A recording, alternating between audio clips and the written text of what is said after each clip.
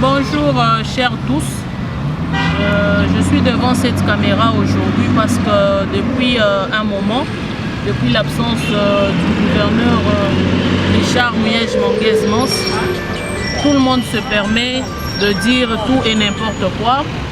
La province est instable, trop de détournements, les institutions de l'État deviennent de plus en plus faibles. Or, ce n'est pas l'héritage que nous avons eu de cette démocratie. Car l'objectif dans une démocratie est de rendre les institutions fortes, car le pouvoir émane du peuple. Mais là, nous remarquons que même la volonté du peuple est le cadet des soucis de nos dirigeants. Aujourd'hui, je ne vais pas trop m'atteler sur la situation du Lualaba en général, mais je veux m'adresser directement aux conseillers. Je ne sais pas si je peux l'appeler conseiller, je ne sais pas il a quel rôle, mais en tout cas il se déclare DIRCAP de la vice-gouverneure Fifi Masuka Saini. En suivant les déclarations de quelqu'un qui occupe une telle fonction, je suis outré, je suis choqué. Je suis choqué de voir qu'une personne avec une telle moralité peut occuper cette fonction. Avant, je ne savais pas quelle était la fonction qu'il occupait, parce qu'une fois, je me rappelle, je l'avais vu. Je l'avais vu avec des mœurs, avec un comportement, avec des mœurs légères. Et je trouve que ce genre d'individu ne mérite pas de telles fonctions. Le ministre de Mines qui y a été reconduit à ce poste, parce que nous rappelons qu'il a fait partie du gouvernement Muyej avant les élections de 2018. Nous savons très bien comment il a géré ce ministère et nous ne pouvons pas douter de ses compétences. Parce que j'ai suivi dans les déclarations de M. John Toka affirmer que par faveur, ce poste lui a été donné par la province par faveur. Mais non, nous rappelons à ce que le ministre Jean-Marie Chizaïnga est un élu du peuple, au niveau provincial qu'ainsi qu'au national. Et je vous rappelle aussi que ce ministre a un parti politique national qui s'étend sur tout l'étendue de la République démocratique du Congo. C'est un poids politique. Ce n'est pas un poids plume qu'un monsieur John Toka peut aussi répondre. Le ministre a été clair dans sa lettre. En plus, la lettre ne vous a même pas été adressée.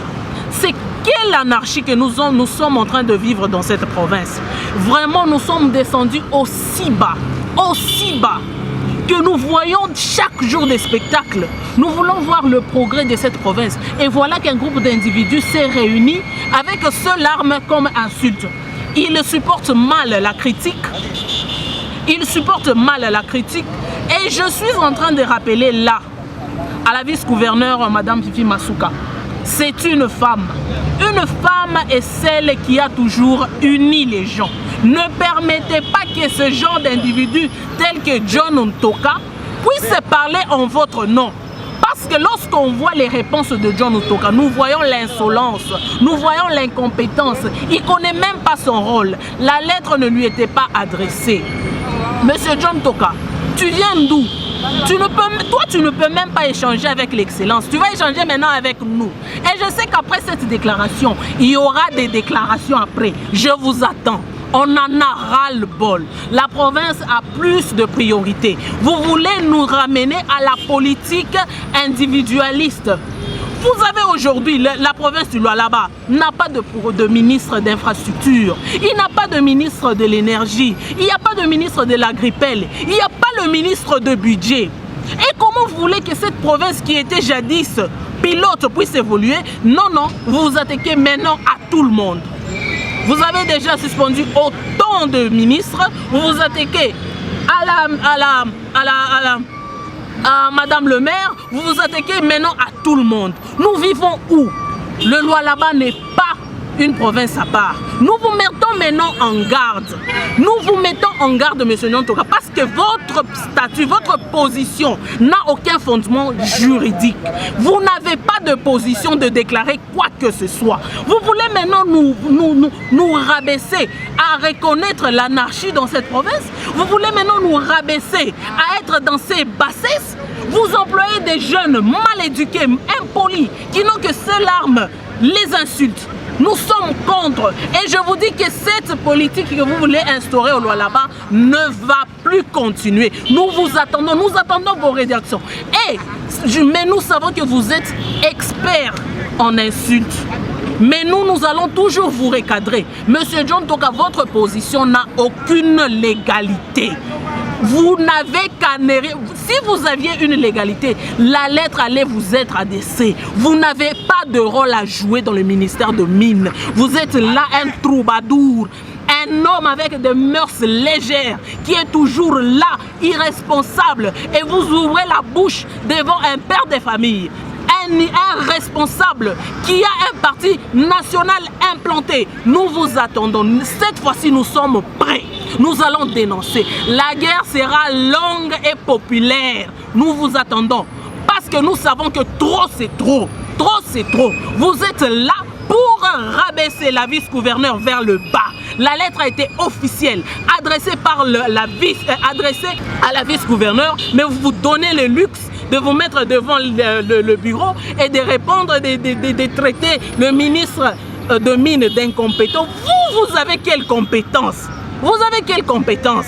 Vous avez quelle compétence? Un homme avec des mœurs légères. Vous êtes toujours là, on vous voit partout, sans payer des factures, avec des putes qui vous suivent par-ci, par-là. Et vous voulez aussi vous faire un nom sur le nom de Chizaïnga? Non, non, lui ne sera pas là. C'est nous maintenant qui va répondre.